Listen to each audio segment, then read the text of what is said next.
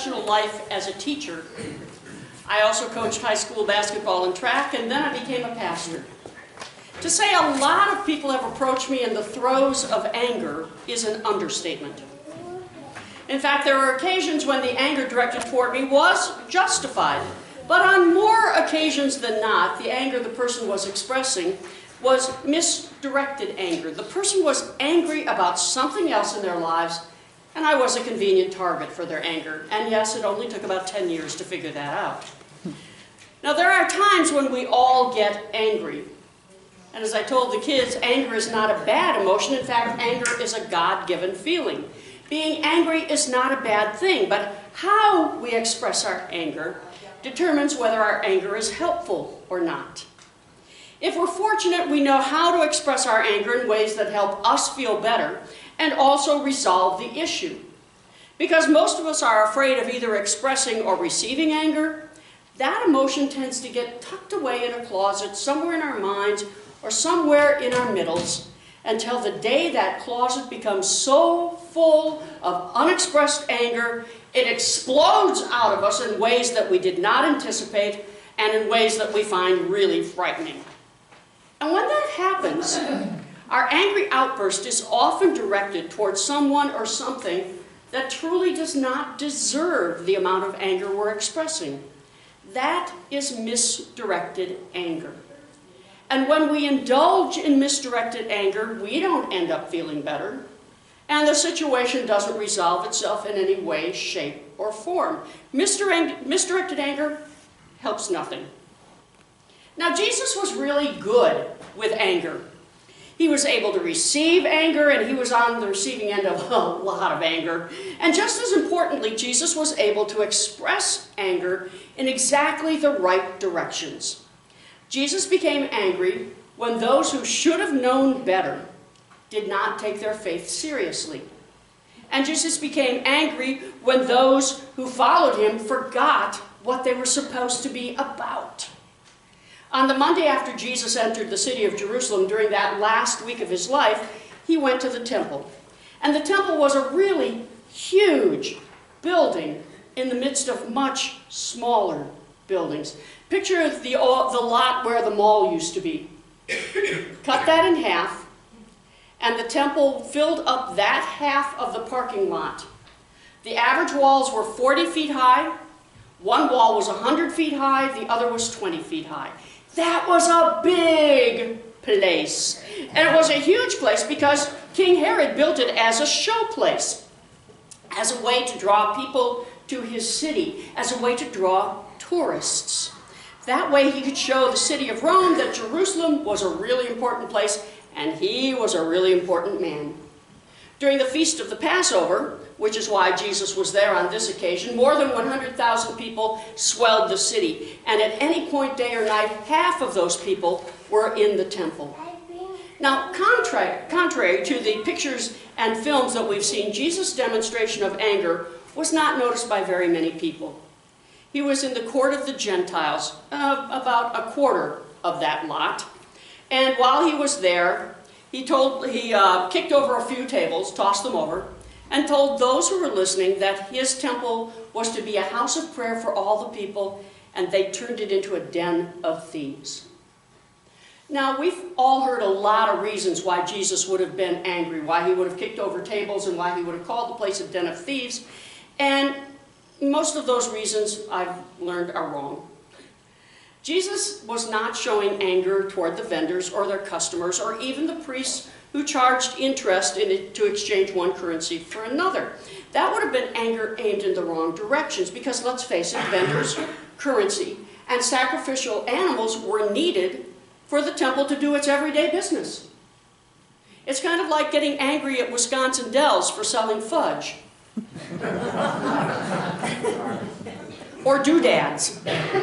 Or boat rides. The place needs to do all that stuff in order to stay in business. So did the temple. No, Jesus was angry because the temple had been so consumed with its routine, with selling its stuff, with making sure that everybody was in the right place, that they had forgotten why they were there in the first place. It's kind of like Wisconsin Dells has forgotten the reason that it came to be was to enjoy the beauty of the landscape. And what do we do now? We go to the, let's see, House of Mirrors. We go watch people make fudge. We go to water parks. And we've forgotten the reason why the place exists to begin with. It's like people going to Door County to see the beauty of the region and getting stuck going to the shops in Fish Creek. We've forgotten why it's there to begin with. People in the temple had forgotten why it was there to begin with. They were so busy keeping the business going that they forgot that they were there to help people draw closer to God. And the best way to do that was to share God's love and God's compassion, God's mercy, and God's justice. Now, the story of the fig tree surrounds the story of the temple. Jesus passes by and gets angry because it's not bearing fruit, says, if you're not bearing fruit by the time I'm gone, you're going to wither and die. As he's leaving the temple after kicking things over and saying it's a den of thieves, you're not fulfilling your purpose, sure enough, the fig tree still hasn't gotten any fruit, and it has indeed withered and died. Well, Jesus is saying to the temple, look, you're not doing your job. Your job is to bear fruit. Your job is to show people God's love. Your job is not to make sure things run on time, but your job is to make sure that people grow closer to God. The temple had become an institution. And for those trying to follow the script, I'm sorry, we're way off script. The temple had become an institution. And those who were running the place became angry when the institution didn't operate properly, when the rules weren't followed, when things weren't sold for the right price, when people acted up when they shouldn't act up, when they were told that the institution was doing it wrong. Anybody else ever come up against that with an institution? Let's take education. I know we've got enough teachers who have looked at the institution and said, man, something's broken.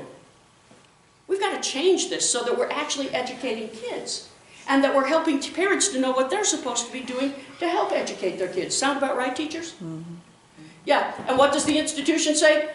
No, you need to make sure this test is given on exactly the right day at exactly the right time, and your kids have to pass this amount if you're going to keep getting public funds. Is that educating children? Not necessarily. It's kind of like the institution of healthcare, where the whole goal is to get people healthy.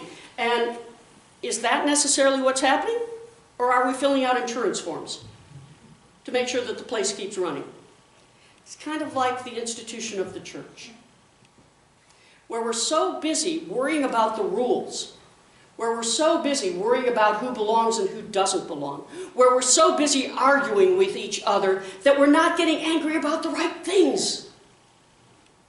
We're not getting angry about the right things in institutions. We're worrying about the function of the institution rather than the purpose of the institution. And the purpose of the church is to share the good news of Jesus Christ by making sure that everybody knows that God loves them. And how do we do that? By making sure we're meeting their physical and spiritual needs. And the more that we get angry about other things, like where delegates come from, and who's voting what for what, and maybe we should just stop doing this, that, or the other thing. The more we get angry about other things, we're misdirecting our anger. Jesus wasn't angry about the function of the temple. He was about how things were running, about who was selling what, when, and where. He was angry because the temple had forgotten its purpose. Was to make sure that everybody knows that they can grow closer to God when they worship and when they help meet the needs of each other and of creation. I suspect there are times when we at Lakeshore tend to lose our way. When we worry about raising money, when we worry about making sure the building is clean, when we worry about a kid who forgets some colors on the walls, or we worry about because the tissue is out in one of the bathrooms and we have to refill it. I'm pretty sure we get angry about things that just don't matter that much. And when we get angry, friends, let's make sure we're getting angry in the right direction. The day we as a congregation forget our purpose is to share God's love, the love we know through Jesus our Christ, with those within our walls and beyond our walls. That's the day to get angry. The day to get angry with an institution is not when they're not doing the right things and following all the right rules, but when they're forgetting that the purpose of the institution is not to keep the institution afloat, but the purpose of the institution is to make sure that we all know how to show God's love in a way that other people experience God's love. The day we forget to do our job here at Lakeshore, to let people within our walls and beyond our walls know that God cares enough to meet their needs physically and spiritually, is the day we can get angry. The rest of the time, let's use that anger, let's use that energy to get angry at systems that are keeping people from being fed, at systems that are keeping people from experiencing freedom, at systems that are keeping people from having homes, at systems that are keeping people from having their needs met. Let's get angry at that, but let's do the job. Okay, is this making sense? Mm-hmm. Good, because you're all kind of looking at me like this. And so I have to check and make sure that it's making sense. Because if it's not, then I have to back up. But it sounds like you're ready for me to be done, and I should be. God has given us a purpose. And our purpose is to do our best to challenge the institution to do it right. But our purpose, right here, right now at Lakeshore, is to make sure we're doing our job of sharing the good news of Jesus Christ, meeting people's needs, making sure they know they are loved, body and soul. And when we forget that, you come in and you kick over a few tables. When we forget that, you come in and say, you're not doing your job. When we forget that, that's when we can get mad. Otherwise, it's kind of misdirected. Amen? Amen.